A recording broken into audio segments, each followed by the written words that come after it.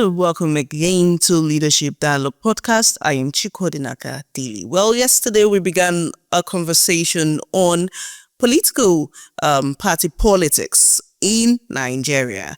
And of course, we talked about the ideologies, the dysfunctionality in political parties, lack of unity, and, what you may call drifts from what perhaps would have strengthened democracy in the country. Well, we advance in that conversation today, and this time around we are looking or examining the paucity of political ideology in Nigerian party system.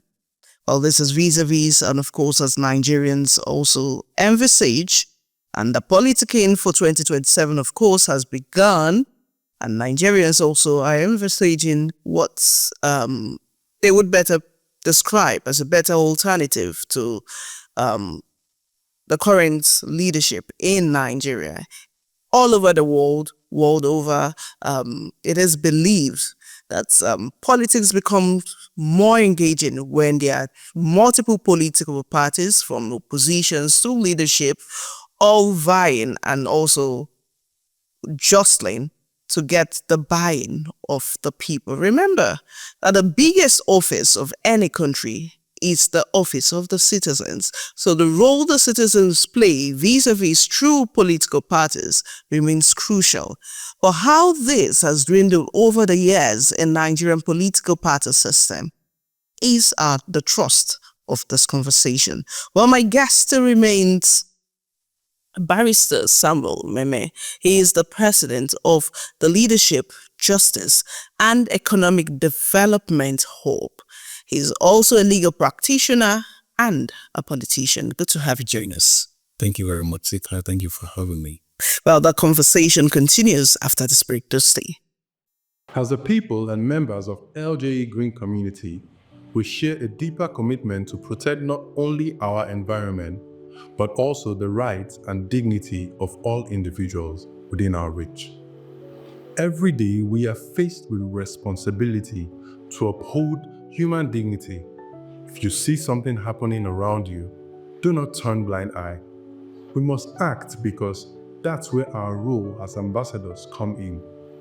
Being an ambassador doesn't require any superpower. It requires awareness, compassion, and the willingness to speak up. If you see something, say something. It's our duty to stand up for justice and amplify the voices of those who can't speak for themselves. One voice can spark a movement, and together we can create a nation that values human life. You can reach us on 070-5236-8821 or visit our website at www.ljenigeria.org to report a violation. Remember, if you see something, say something.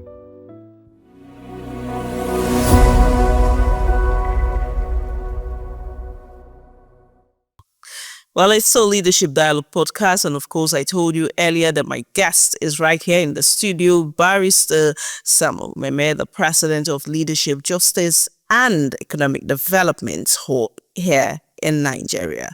And of course, he is a legal practitioner and a politician. The topic still remains the paucity of political ideology in Nigeria political party system.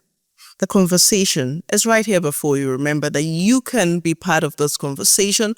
All you need to do is like, follow our page, and subscribe also to our YouTube channel at LJE Nigeria. We are present also on Instagram, TikTok, and as well as Facebook. But before we went on that break, of course, good to have you join us, and we'll continue from our trail of thoughts. World over, economic development thrive, social-political development thrives when good party system is in place, ideological politics. But that seems to be lacking in Nigeria today. What's your take? Yeah, it is lacking because most time when we talk about PDP, Labour Party, APC, people think that these names are, attached to a name or a group of people. But it is expected to operate like an institution, with an ideological institution, aimed at taking a country to a certain direction. Unfortunately, we've had people, interested parties, particularly politicians, who are looking for the platforms to contest or to operate their political aspiration. What we need at the moment is a political party with clear ideological factor, what they intend to do. Interestingly, if you look at the manifesto and the concern of all the political parties, they tend to have some kind of ideology or what they intend to do, their manifesto, what they intend to do for the nation. We've had people, the big politicians, the big men coming into party, dominate the party, then now inflict their will on the political party. In normal circumstances, it is the political party that is supposed to guide the conscience of the elected officers, to direct their path, to ensure that the manifesto of the party, the ideology of the party is implemented to the letter. But what we see is when a governor is elected under a platform of a political party, he automatically becomes the leader of the party. And that is this, we must dismantle this idea, the ideology that political office holders now become the leader of a political party.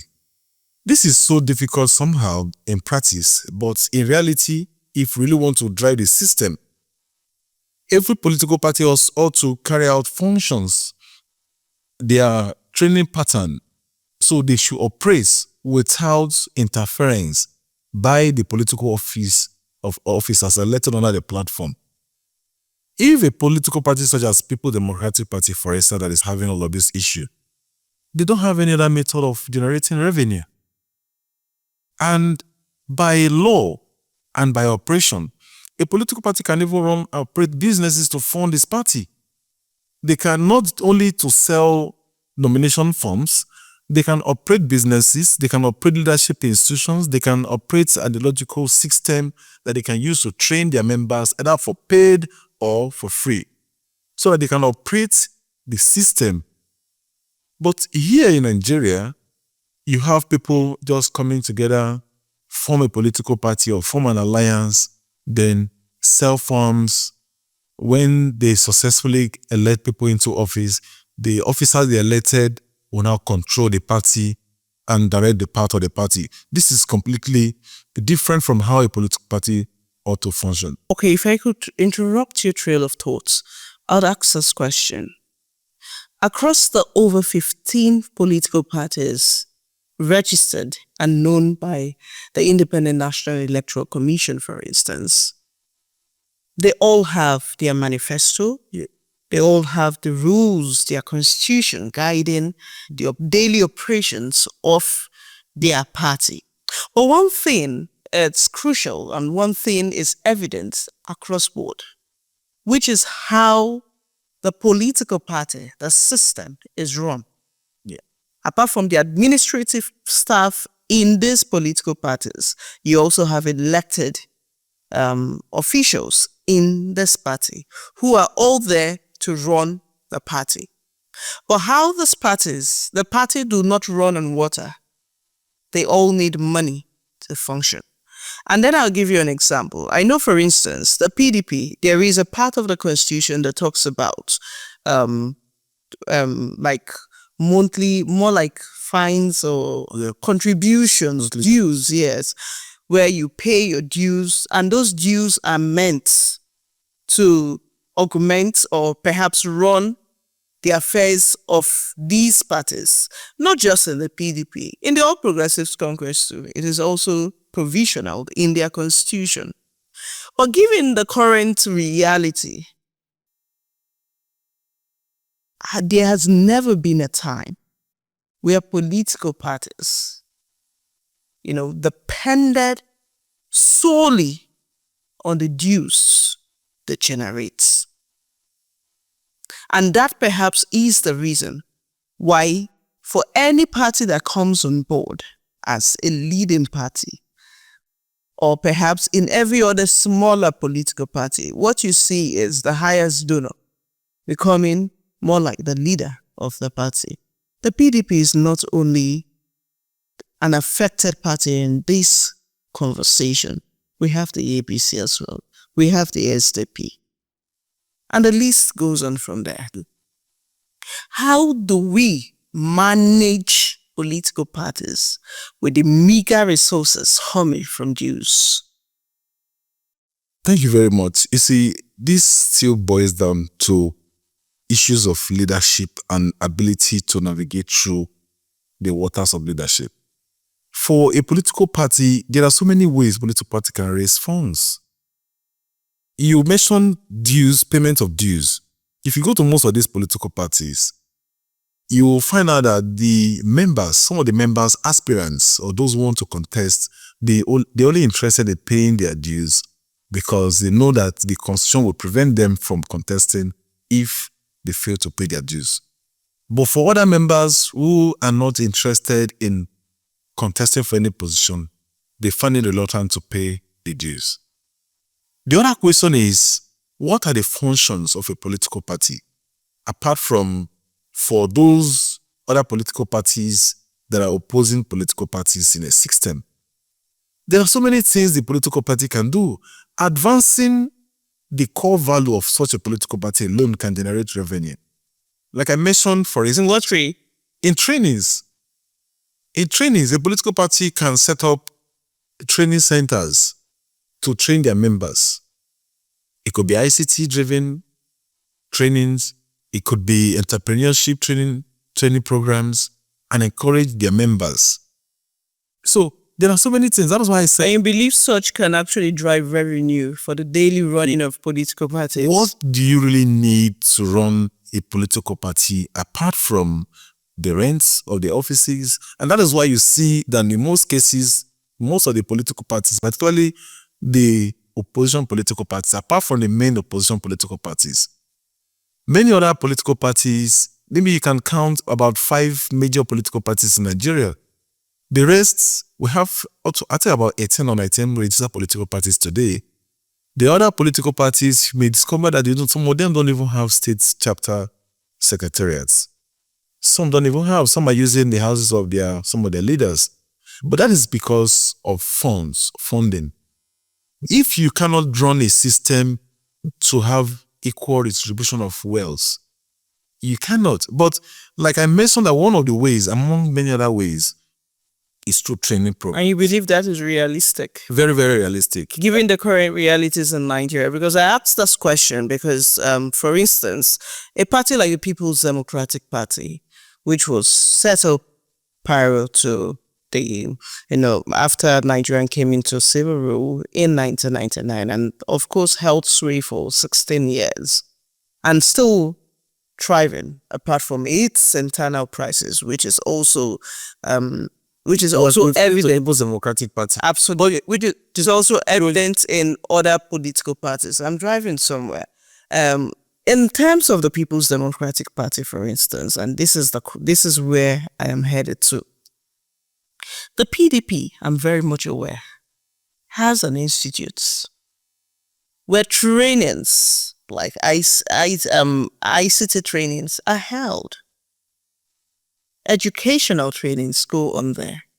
The People's Democratic Institute. How many do they have? Situated here in Abuja. Just one training center? No, we're headed somewhere. Because when you say these are like driving powers of political parties, not a few will beg to differ.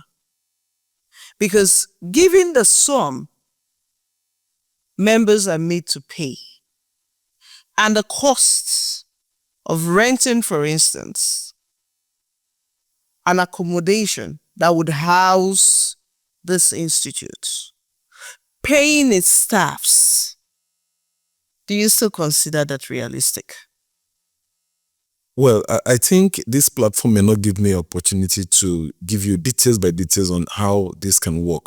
But one thing you must know is that if you organize this training across the federation for major political parties, There are people who are running, there are organizations and companies that are running trainings and they are sustaining themselves with these trainings.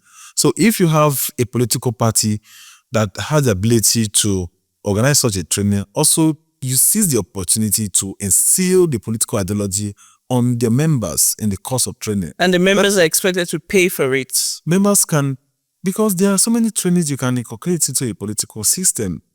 Trainings that will advance the economic advancements on their members.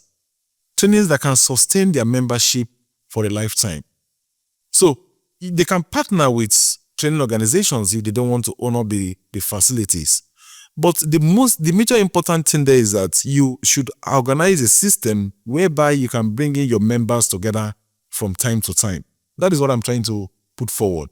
So the ability, some of these training will provide opportunity for you to have your members gathered in so many places across the federation, thereby seizing the opportunity to inculcate the ideological factors of the party to the members.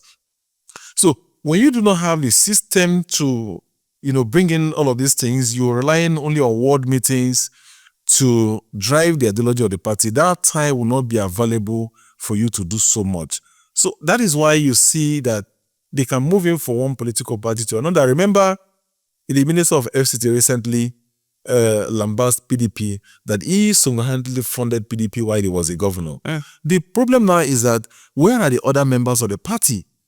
If a political party, state chapters of political party cannot organize programs for their members, like I said, there are so many things they can do, trainings that they can organize.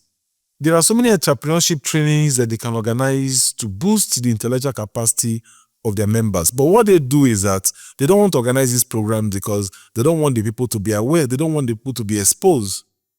In the long run, you will be destroying the political party, thinking that the only thing that can drive the political party is the politics aspect of it. That you would also agree aspects of the political. You would also agree that political associations first come together to form political parties, right? And before a political party is formed, this association is an association of like minds. And that's where common ideology comes to play. When the PDP, for instance, was formed in 1999, the people who formed that, the founding fathers of the PDP, had similar goal, similar ideology to strengthen democracy and advance economic development, socio-political development in Nigeria. Many years old, it appears that the same party which Nigerians looked up to with hope has deviated from the common course. And now what we now see is a party where the bigwigs are seen accumulating wealth through different means for themselves. Then you go down to the APC. The formation of the APC was driven by ideology. And then when you move further to the Labour Party, these are components of people, mainly from the Labour Union, who have sought for justice, who have sought for justice, who has sought for to strengthen system across lines for years, coming together to say, oh, it's time. We push some of our ideologies. We also go into party politics. And there, we have that. And we saw how they fell out after the 2023 elections. And when you go a little further again, we have the SDP, Social Democratic Party, which came on board, apparently, in the 90s, and held sway so strong in 1993, which historically we can always remember it for the annulment of the 1993 elections. What was the ideology of the SDP? The ideology of the SDP was for change and for stronger democracy, strengthening democracy again, and development in Nigeria. our forefathers, some of our founding members of Nigeria as a system, and the political party founding members, some of them lost their lives, including the MKO Abiola. Some journalists who also, were part of the struggle in 1999 through the same ideology under the SDP went on exile. Just so the democracy we enjoy today would be. Where is the SDP? So can you not see, given the sequence, it is always a sequence of things fall apart. Center can no longer hold from the PDP to the SDP to the APC, and the list goes on.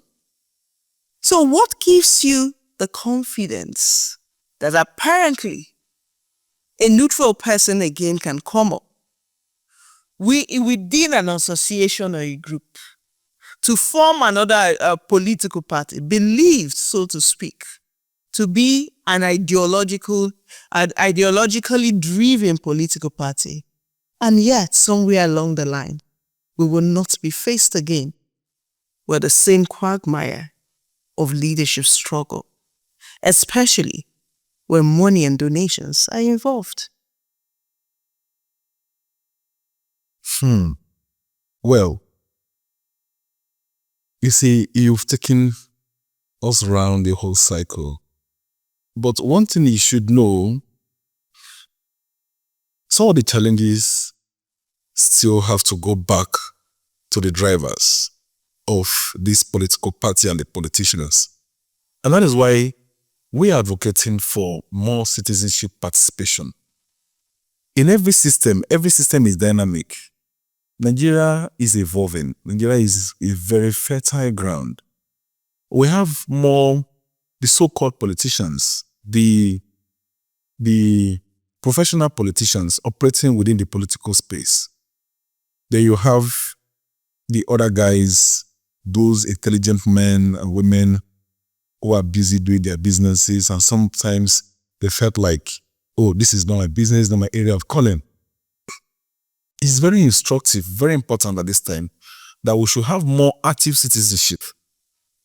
More at this time. We should have people of goodwill who begin to join politics and begin to get more interested in the political life of our nation. Until we get to that level, you will see these guys continue to ride on Nigerians and get whatever they want without any repercussion. Well, we'll go on a short break now, and when we return, the program continues.